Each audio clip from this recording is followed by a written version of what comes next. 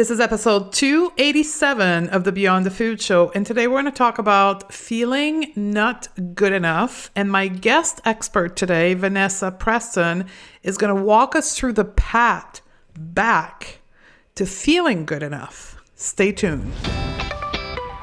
Welcome to the Going Beyond the Food Show. I'm Stephanie Dozier, clinical nutritionist and creator of the Going Beyond the Food method. And after a 25-year dieting career that started at the age of 12, I decided to say hell no to diet culture and undiet my life. It is now my mission to help women undiet their life. If you're new to our podcast, be sure to grab our free podcast roadmap at stephaniedozier.com/roadmap. Ready, sisters? Let's do this. Welcome back, my sisters. And today we're talking about a story. We're talking about something that's very near and dear to my heart. And I know it's very common with a lot of you listening to this podcast, is this belief and feeling that we are not good enough. And often the control on food, the control on our body is the tool that we use in order to create what we hope is a feeling of good enough. And we learn that at a very young age. We learn that as a woman, our beauty, the size of our body, our ability to, quote, eat healthy will make us feel more worthy, will make us more valuable in this society that's overwhelmed with diet culture. That's what diet culture is, right? It's a system of belief that says that the size of your body and your health status, therefore your ability to control food, makes you feel more valuable. So I know for me, that was the story that motivated the 25 years of my career in dieting, was this deep, deep, deep feeling of not good enough and a belief that I wasn't good enough. And that's actually how I came to do what I do, but to really get over that piece of believing that I was an amazing person, right? It really took that last layer that I did, which is the mindset work, right? And this is what I teach now inside of Undieting Your Life, is that, yeah, we can make peace with food, we can make peace with our body, but if we don't rewire the way that we think, these old beliefs will continue to operate other facets of our life beyond the food. So today I brought a friend, a woman that I'm fortunate to call a friend and also a colleague, Vanessa Preston. Vanessa is a mental health social worker, psychotherapist, and nutritionist. She recently created a program, her dream program, called Body and Food Freedom Project. And obviously in her background of being a psychotherapist and a mental health counselor, she talks a lot about that mindset piece and that feeling not good enough, because that's her story as well. She's a recent graduate from our non-diet mentorship program. So you are going to benefit greatly from this interview. And I'm just going to move over to the interview. I'm going to move over to let Vanessa guide us back to feeling good enough. And maybe, just maybe, you too can believe that you are an amazing person. Over to Vanessa's interview. Welcome to the show, Vanessa. Thank you for having me. I'm so excited to be talking about this with you today. So people can get to know you more, how this feeling not good enough came into your life. Well, me and the Not Good Enough voice, we've been friends for a long time. I think, I definitely have my own body image story and my own food story. And it's definitely showed up in that area for me. And I also think my career. So I work as a therapist, and it's definitely showed up in my career, that not good enough. And even things which I'm sure we'll talk more about, but imposter syndrome, that's definitely been something that I've experienced. And it's so funny because I was reflecting on the imposter syndrome, and I thought I would always have this story that if I just finished this degree, or if I just finished this certification, or once I hit 10 years experience, there was always this story that then I'll feel enough, or then I'll feel like, this imposter syndrome will go away. And I've just realized it's more learning to coexist with it and relate to it in a different way. So when did you have this moment of awareness, Vanessa? Like, I have this imposter syndrome. You call them the not good enough voice. I have this not good enough voice, but really I'm good enough. Like, is there a moment where this awareness became real for you, like concrete, like I'm good enough as I am now? Yes, there's two experiences that really was the shift for me around this. And one is, I remember when I've become really passionate about teaching body image and intuitive eating. And I thought I need a nutrition qualification to do this. Oh, And so I signed up to complete the nutrition course, and I did. And unfortunately, it was absolutely entrenched in diet culture. And it was a pretty painful experience to get that completed. And I remember through that really having this light bulb moment that this wasn't necessary. And I think then moving into your mentorship program, where we really unpacked sort of what was going on for us emotionally, what's going on in our headspace.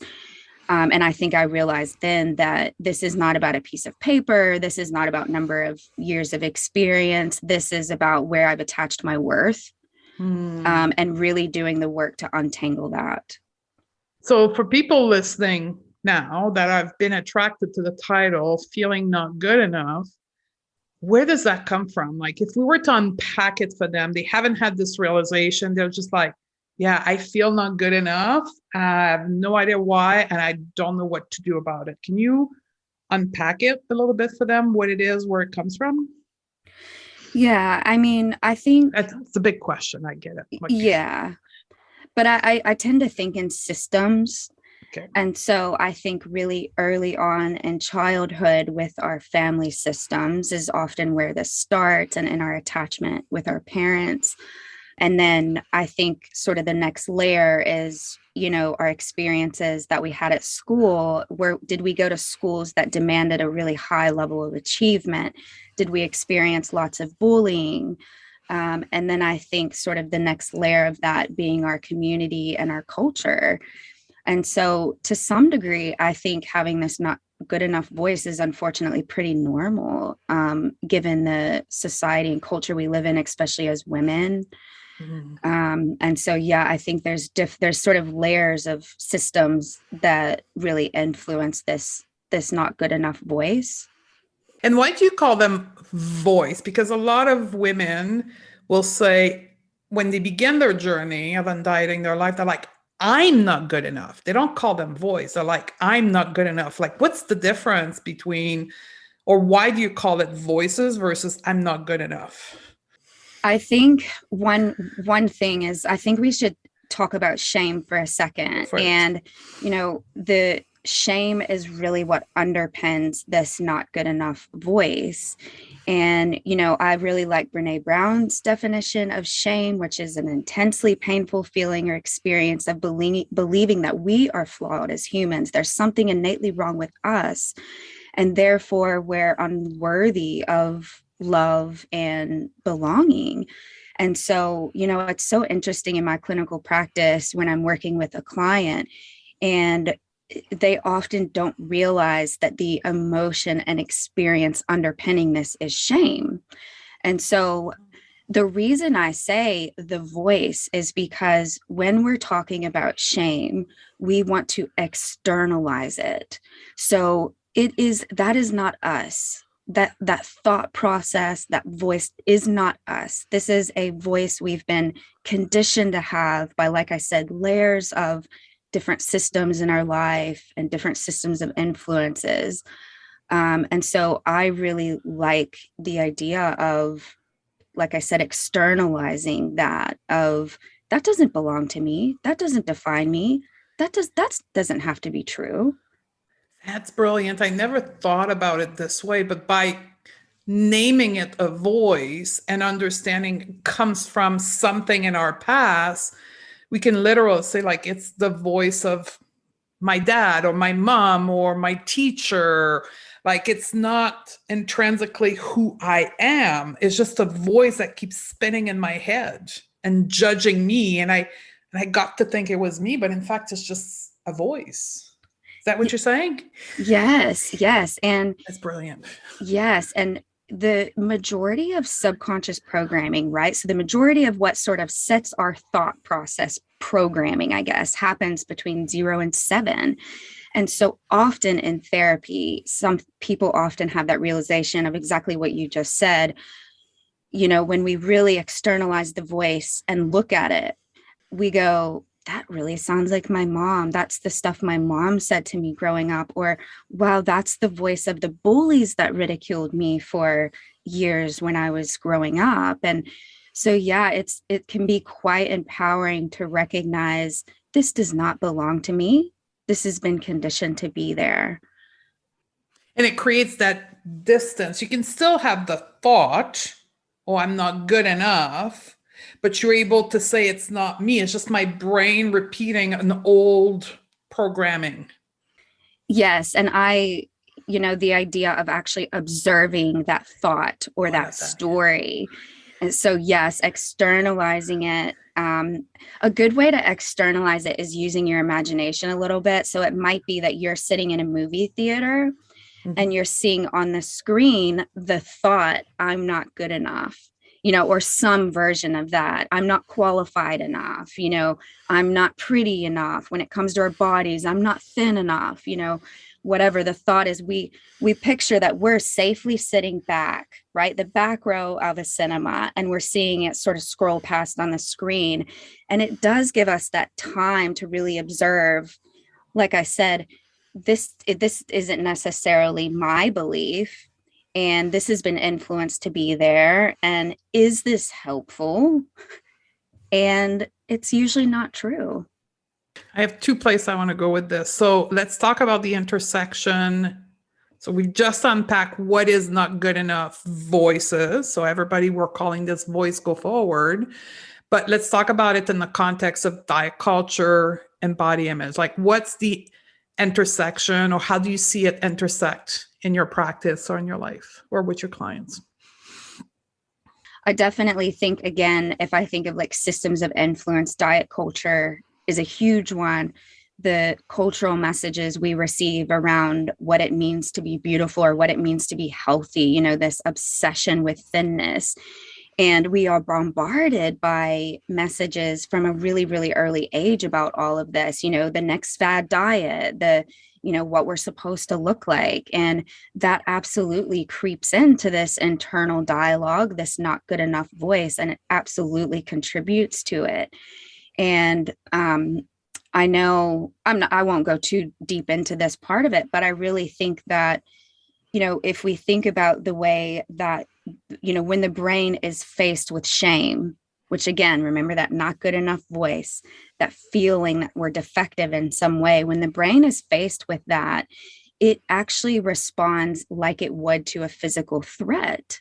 And it activates that fight, flight, freeze response, which is why when we are in a place of shame and we have that tape playing of a version of I'm not worthy or good enough, this is why there is this tendency to isolate and to judge ourselves and to do things in secrecy.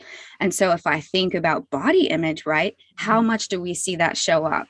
We see the body shame show up, and then it stops us, it isolates us, it disconnects us. And whether it's with our children or our partners or our careers, right? Like we won't show up as our full, Mm. authentic, vulnerable selves because we are in that shut down place. So that's the tricky thing with the not good enough voice, and that shame is it needs secrecy and isolation to grow. And, I think of all the times in my own body image journey where that happened. There was the body shame that creeped in, and then I would cancel a catch up with a friend because I felt embarrassed and ashamed, or I would be sitting on the beach or beside the pool on a really beautiful day, and I would be pretending that I didn't want to be in the water. That is how shame shows up for us, and this not good enough voice. And it spreads through our life, right? We think it's just with the pool, but in fact, you just said it, it's with your career. It's with your sexuality. It shows up in so many spheres of our life. Yes, the amount of women I see where, how you said sexuality, who will disengage from intimacy with their partners because of shame and because of this not good enough voice. And so that is the very essence of shame, is it convinces us that we're not worthy of connection. And something I really learned in your mentorship program is this does have a ripple effect, like you Mm. said. And there, I had dreamed about running the group program that I run. I had dreamed about that. I remember dreaming about that up to 5 or 6 years ago. I had the idea in my head, but I had this tape of not good enough. I had this story of I needed another qualification. The ripple effect of diet culture had really creeped into all these corners of my life where I hadn't even realized. And so I wouldn't show up on social media. I wouldn't do like what we're doing now, a podcast. I wouldn't create a video. I wouldn't run a group. And so I think the more work people start to do to unpack their own version of not good enough voice and I'm not worthy and there's something innately wrong with me, the more that we unpack that, like I said, it's work, but it is this like freeing process Mm. of going, I am good enough and worthy as I am right now in this body now, not when I lose 10 pounds or kilos, not when I get rid of something. My body and my mind are good enough now. Mm. One more thing I want to talk about with diet culture is this phenomenon that for people at the beginning of their journey, they're like, but it's true. Like, it's so normal. Like, for people just coming into the non diet world, they're like, but it's like, I talk about it with my girlfriend. I see it on TV, like, I'm too big. Like, it's a fact. It's so normal that we believe it to be true. How do we deal with that? Or what are your thoughts on that? Well, I think it's such a sad state of affairs that we have what I think it's 91% of women who struggle with body image. That tells you something. It's not that we are all just messed up human beings. 91%, that tells you that this is coming from a wider culture. And I think I read that we are at this stage, we're exposed to 6 to 10,000 advertisements per day, Oh. with the addition of social media over, fairly recent years. And so, I think it is, women that are saying, but it's true. I would say, I think it's pretty normal to start this journey believing it's true. So, one thing that I talk a lot about in my group work and with my clients is compassion. And so when you feel too big, when you feel there's something wrong with your body, when you're feeling not good enough in all these areas of your life, one tool while you're trying to work through the thought process of this is true, I think having a sense of curiosity and having a sense of compassion is a really nice place to start, right? Because we can sort of push pause and we can go, it's not necessarily that I need to believe this is all BS right now, but I can go, can I at least be curious about where did this thought come from? Where did this belief that I have to be thin to be healthy, where did that come from? And really creating some space to sit with the curiosity of it. And curiosity and compassion to me are like best mates. It is such a good practice to use the two. And so the compassion would come in of, while I'm exploring this and while I'm staying curious, and while I'm exploring my thought process, I'm going to treat myself with kindness, and I'm going to, again, be compassionate to myself. And one question that's really helpful when we're trying to reach a place of compassion is, how would I treat my child or my best friend right now? And in my clinical practice, I often use humor. It's such a good way to sort of break the ice. And so I will actually use an example from their lives. So I might say, okay, so if your best friend called and said to you, I haven't gotten anything done today. I'm eating chocolate. I'm under a warm blanket. I feel so sad and stressed out from this pandemic, and I'm just not feeling good about myself. Would your response be, you're useless? You need to get up off the couch. You're bad. You need to put the chocolate down, right? There is no way we would respond to our friends or our kids in that way. And so thinking through it a little bit of, well, okay, if my best friend was in this situation, how would I meet her with a softer, kinder, compassionate sort of approach? So it's such an important practice. I'd love to get your professional opinion on that. There's a lot of people, when we say these things, like when we teach or when we talk about these things, they're like, well, but that's just an excuse, right? There some reason the word compassion is linked with weakness and making an excuse. How do you respond to that?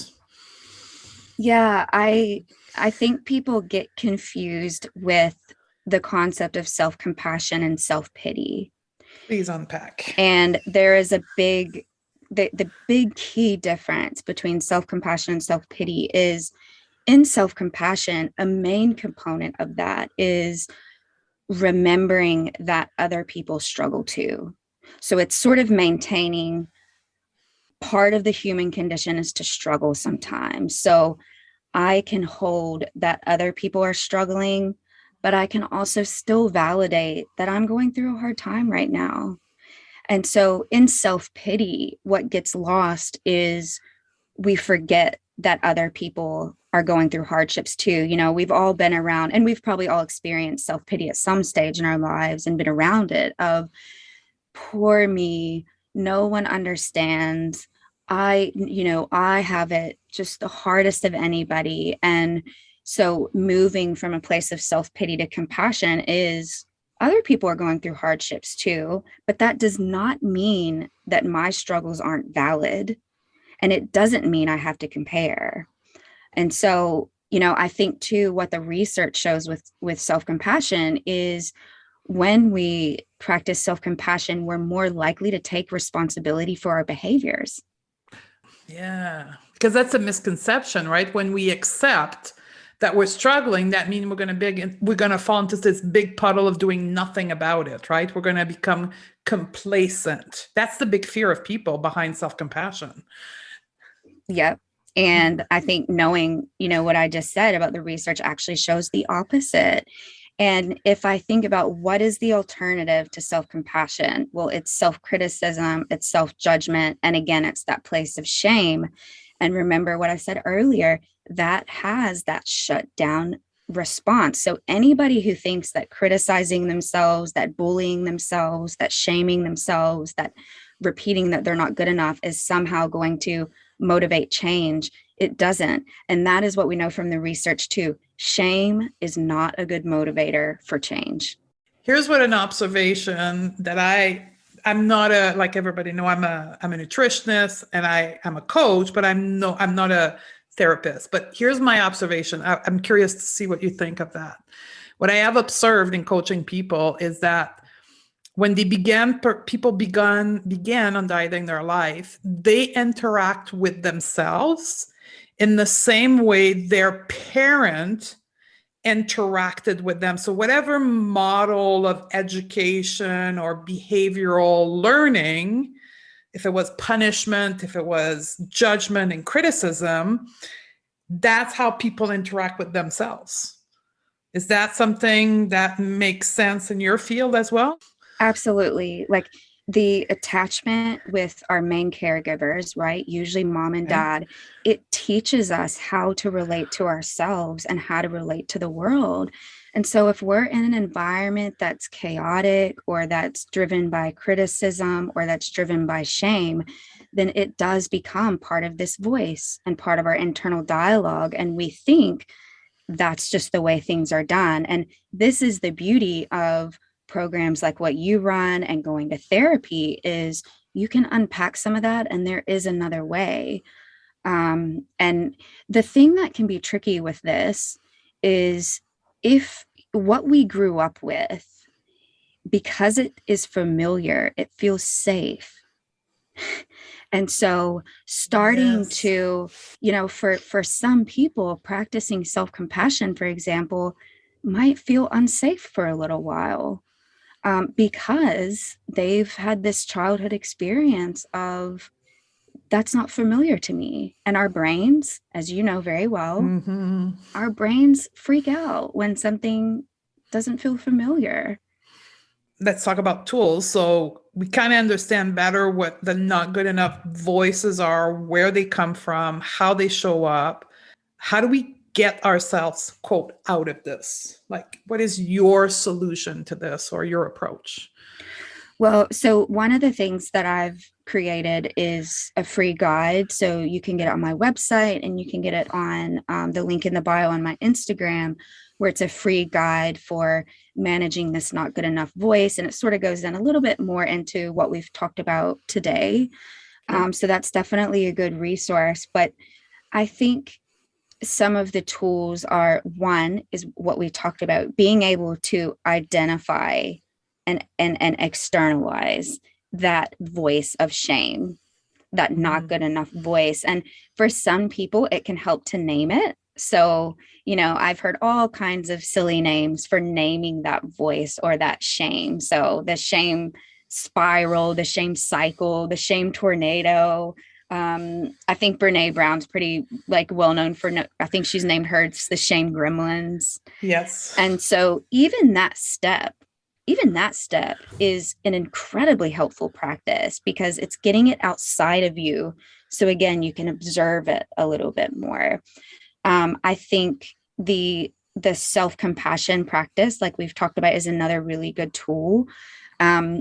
If the self-compassion feels like way too far-fetched, something that can be helpful is, and this, I guess this is a bit of an embodiment experience, sort of practice, but something that can be helpful is to think of someone in your life who did provide a sense of unconditional love and support. And so often for my clients, it will be like a grandparent, right? And so we picture putting that unconditional love and support from our grandma, right? I call my grandma my Mima. So I picture, Mima's love for me. I literally, I don't know if this sounds crazy to some of you, but I literally picture putting it in the palm of my hand. And then I bring it to my chest. And then I put my other hand on my tummy. And I just take some really deep breaths. And I'm really just trying to take a second to embody, what does it feel like to connect with Mima's love for me? And breathing that in. And the beautiful thing is Mm. that's helping to calm the nervous system and calm the body while you're doing this practice of bringing some love and kindness and gentleness in. So that is one practice that we could do daily. And I think it can be a little bit easier to that compassion to come from somewhere else first, if that makes sense. So that's Yeah. a really nice practice. I think too, you could do this with journaling, you could do it with a coach, you could do it with a therapist, but taking a little bit of time to think about where have I attached my worth? Mm. So for lots of us in body image work, and I certainly know this was true for me. I learned growing up in the South of America that my worth was based on how pretty or how small I could be. And so I really had to unpack that of, okay, so I've attached my worth and being good enough to my body. Some people, right? Like we go back to our family experience. Some people maybe were taught my worth is attached to my achievement and my education. So they will spin their wheels. They will get degrees that they hate. They will stay in a career that sucks the life out of them. And so it's really, like I said, doing a bit of journaling and again, being curious, where have I attached my sense of worth? And all of those are really nice practices. The last thing I'll say, which I hope is doable for the listeners right now, is connection, right? Like vulnerability is, we're risking emotional exposure. So it can be very hard. But when we share our shame stories, that not good enough voice, where our worth is attached, when we share that out loud with someone who meets us with empathy and compassion, the shame loses its power. And so for so many of us, we're walking around believing we're totally isolated in our experience. We're the only one who feels this way. And so often when you open up and you share it, you're met with, me too. Me too. I feel that too. I think that too. And so that is a way that's almost the anecdote to this not good enough voice and shame is empathy, compassion, and connection. So thinking, who are the safe people in my life that I could share this with? Is it my coach? Is it my therapist? Is it my best friend? And for me, I have a dear friend who we just have this code where I can text message her and say, help, I'm in a shame spiral. This is the story I'm telling myself. Can you help me out? And even just sending the text message helps. Yeah, that's 50% of the work, like to put yourself out there. You don't have to say anything. Yes. But Yes. those were excellent tips. I just want to add something to this because I recently became aware of this for myself, for my own journey. I had to give myself permission to think that I was good enough. Like I couldn't even get past I thought of myself as like, if I think that I'm good enough, like who the hell am I to think that? I had to give myself the permission. Like I didn't realize that until recently. Yes. And it is, so shame plays two versions. One is not good enough, but the other one is, who do you think you are? There you go. Who do you think you are to be compassionate to yourself? Who do you think you are to believe you're good enough? Who do you think you are to take that step in your business? That is the other tape that shame plays.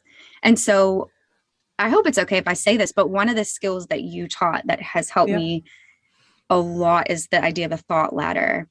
And so creating, if it feels way too much to just walk around going, I'm good enough, right? Like for so many of us, that feels like BS, that feels not true.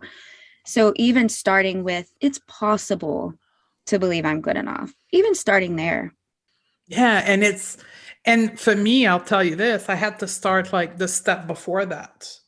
Like it's possible that my brain is lying to me when it's telling me that I'm not good enough. Like I had to go like that step far and then say, wow, look around me. There is women who actually think they're good enough.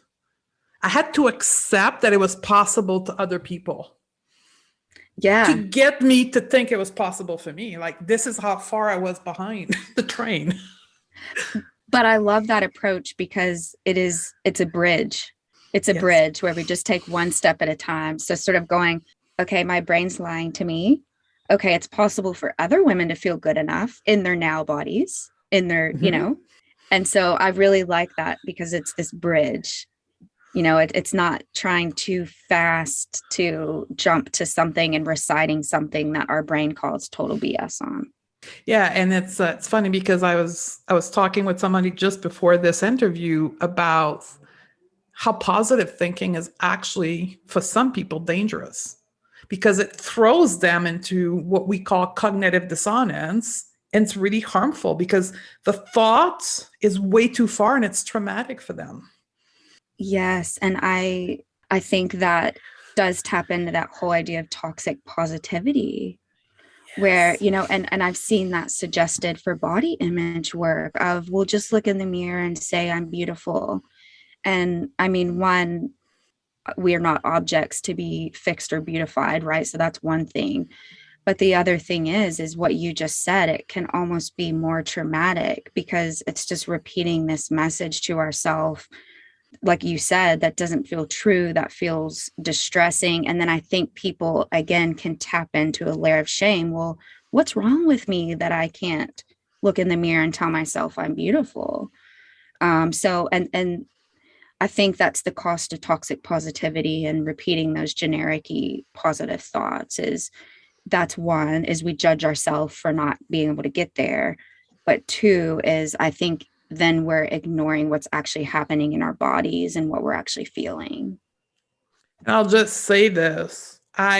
Before doing what I do, if you roll back the clock 5 or 6 years ago, I was a victim of that toxic positivity in hope of accepting my body. And it actually triggered panic attack because I was experimenting exactly what you're describing. I'm like, what is wrong with me? I can't do this. Like, I've been doing it for a month and I don't feel it.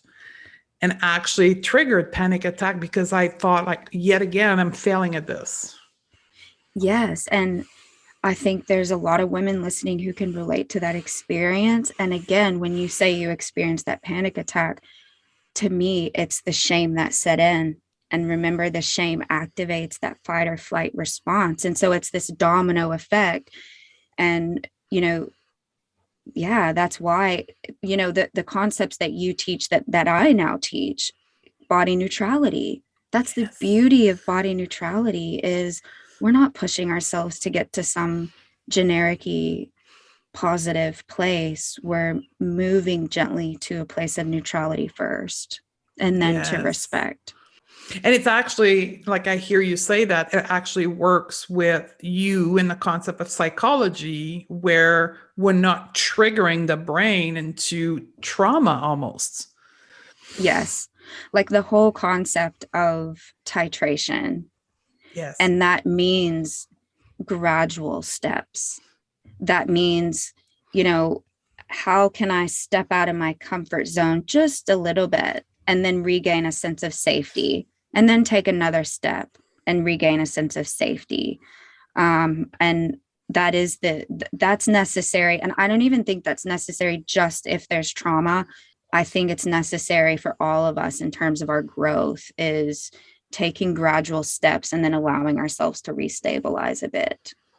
And I'll just throw this before we wrap up, but education is key into this. And I know that's how you approach it because if we don't understand that, we'll go back to the system that created the not good enough voice and we're not educated, we think something is wrong with this. But when we're educated to identify this is the system, this is this, it relieves us. Does that make sense? Yes, I think you lose absolutely. You sort of start just a feeling almost in your body of being lighter the more you can unpack and realize this is not my voice, right? Like this does not belong to me. These stories have been conditioned to be there. Mm-hmm. Education is very powerful. Yeah. Um, so let's wrap this up. That's what you do in your practice, but that's what you do in your program. So can you quickly tell people about your program and where they can find it? And the name of Yes. your podcast, please, too, because she has a podcast now. Yes. Yes. And talk about imposter syndrome that was there when that started. Yes. But yes, so where you can find me is Green Life Psychology on Facebook and Instagram and on a website, greenlifepsychology.com. My podcast is called the Body and Food Freedom Podcast. And then the group that I'm so passionate about facilitating is a 16-week group for women. where we dive deeper into what we've talked about: shame, self-compassion, body image, healing, and then intuitive eating. And so if you go to my Instagram, the link in the bio, there's a place where you can learn more about my group program. You could book a discovery call. And something that I love that I learned from you is we are not bro marketers. So, so if you pro marketer is a whole other podcast. It basically means if you're curious about working with me or you're curious about my group program, you can book in that call and you're not going to be pressured and you're not going to get sleazy sales pitches. It's just a way to get to know me and talk about would this be a good match for you. So then my free guide is also up there, like I mentioned earlier, on Instagram. Perfect. Vanessa is your feel not good enough expert. I mean, we could go into more trauma and all of that, but like feel not good enough, she's your expert. And that's why I wanted to bring her onto the podcast to really get people to connect with you. If that's the thing that you think is holding back, like that's your expertise and that you're doing a wonderful job with that. Thank you. Thank you for coming on the show. Beyond ready to shed diet culture from your life and become the expert at your own body? Awesome. Then you need to join Undiet Your Life program. Go to stephaniedodier.com/join and join us now.